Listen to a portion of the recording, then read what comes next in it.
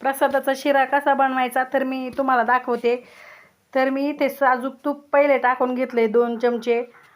हे तूप आहे ना मी गाईचं बनवलेलं आहे आणि त्याच्यामध्ये पावशेर रवा टाकून घ्यायचा 250 ग्रॅम आणि नंतर मग तो व्यवस्थित एकदम मंद आचेवर छान लालसर भाजून द्यायचा आणि नंतर वन टाइम सर्व तूप टाकायचं नाही, थोडं थोडंसं तूप टाकायचं आणि आपला रवा छान मस्तपैकी बारीक रवा घेतलाय मी भाजून घ्यायचा।